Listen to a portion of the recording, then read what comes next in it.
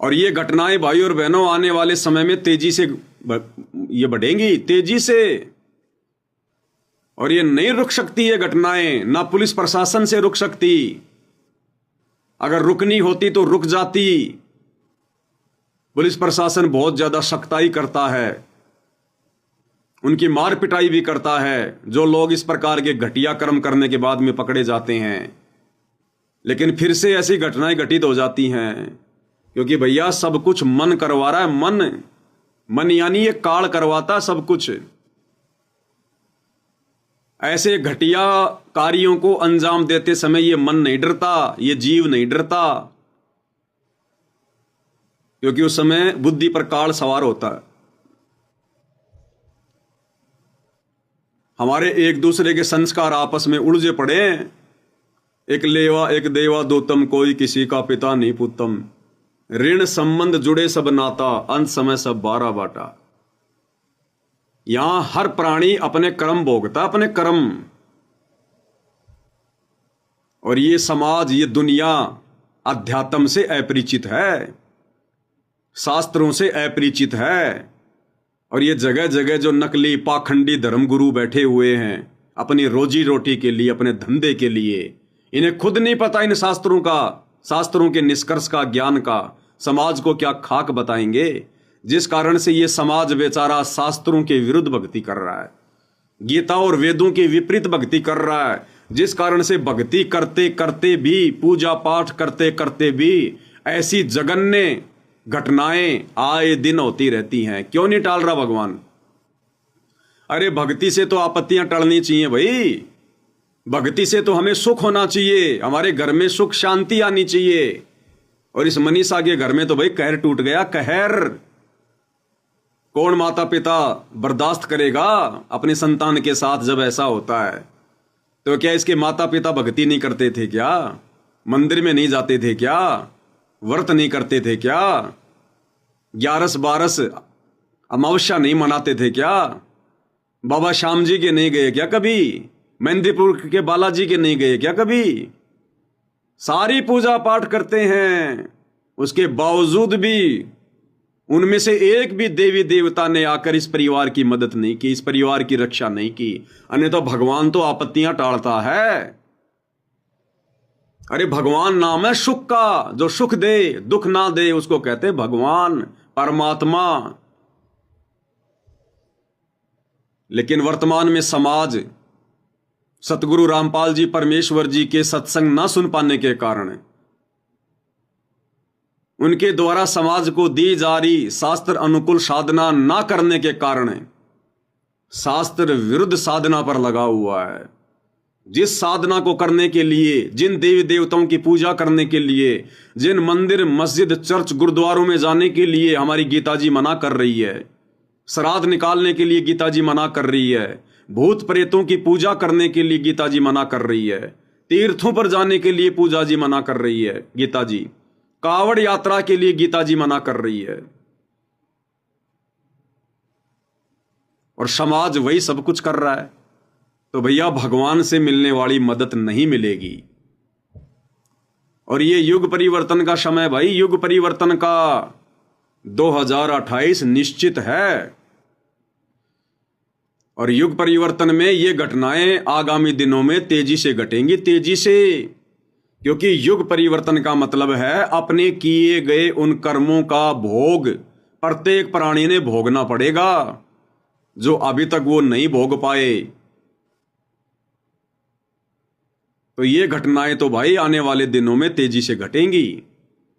चाहे किसी के साथ बलात्कार हो, चाहे किसी का एक्सीडेंट हो, चाहे भूकंप में पूरा का पूरा परिवार नष्ट हो, चाहे बाढ़ में पूरा का पूरा परिवार बह जाए, चाहे युद्ध हो, गृह युद्ध हो, महायुद्ध हो, महामारियां हो, तो ये घटनाएं तो आने वाले समय में तेजी से घटेंगी, तेजी से।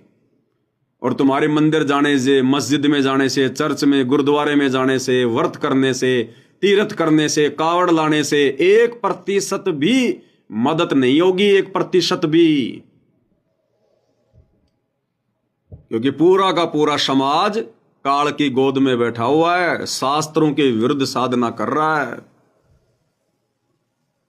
और ये बहन यदि सतगुरु रामपाल जी की शरण में होती, जो भक्ति साधना हम भाई बहन कर रहे हैं सतगुरु रामपाल जी से उपदेश लेकर, शास्त्र अनुकूल साधना, यानी जो भक्ति करने का आदेश हमारे धर्म ग्रंथ हमें देते हैं,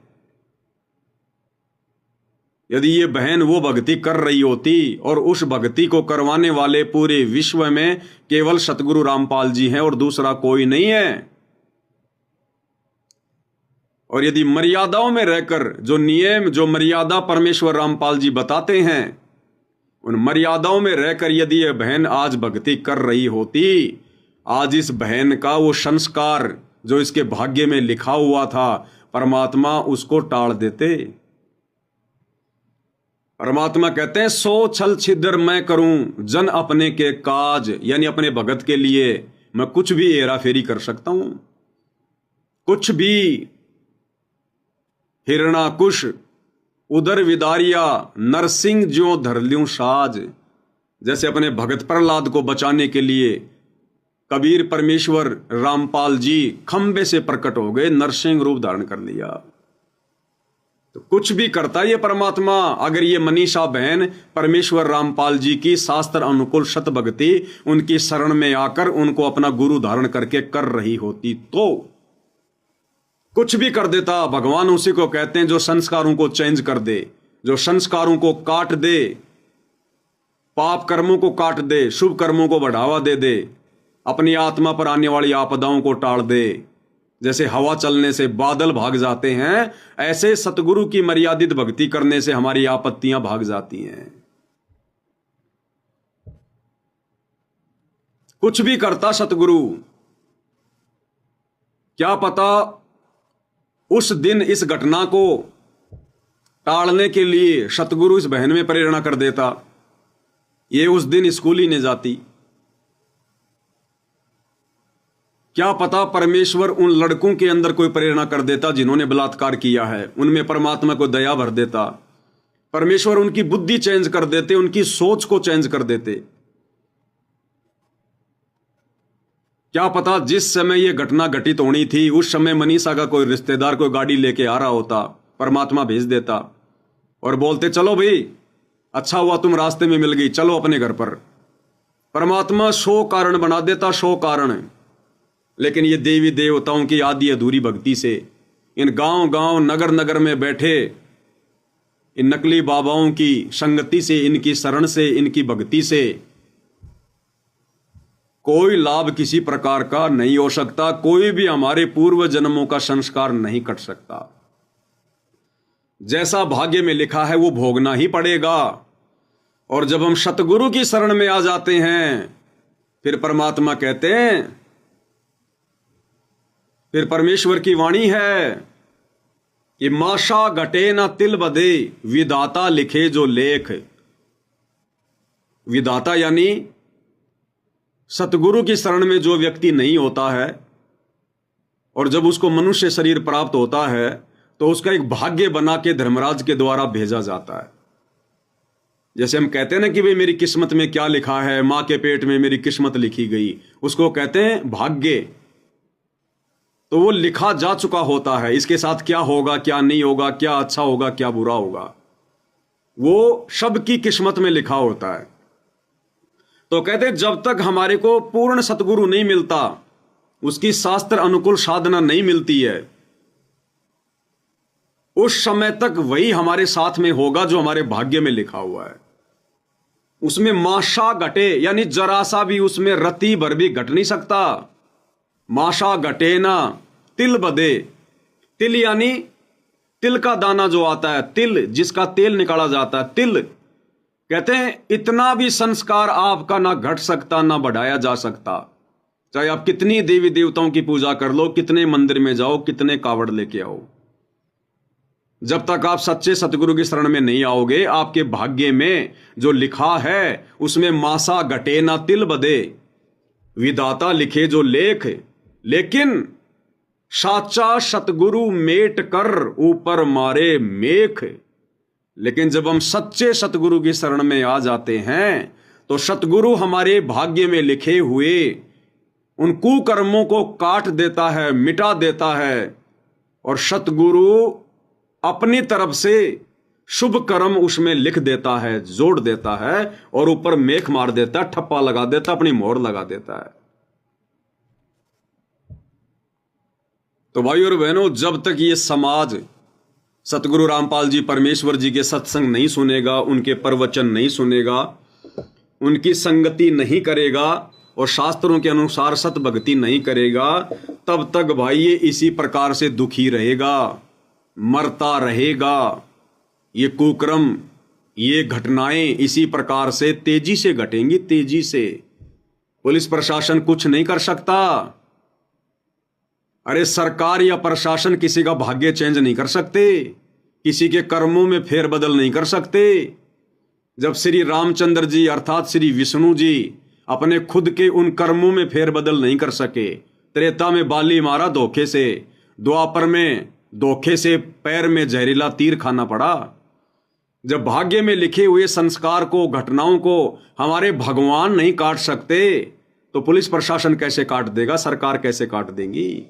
ये तो संत काटेगा, पूर्ण संत, पूर्ण परमात्मा, सतगुरु। और सतगुरु से यदि हम लोग पीठ मोड़ के बैठे रहेंगे तो भाई इसी प्रकार से दुखी रहेंगे, इसी प्रकार से।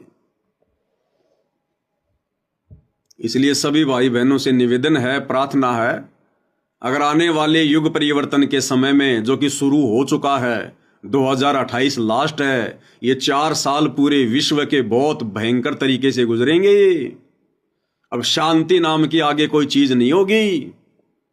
अगर उस युग परिवर्तन के दौरान यदि भाई और बहनों अपनी और अपने परिवार की सुरक्षा चाहते हैं, तो सतगुरु रामपाल जी परमेश्वर जी के प्रवचन सुनना शुरू कर दो।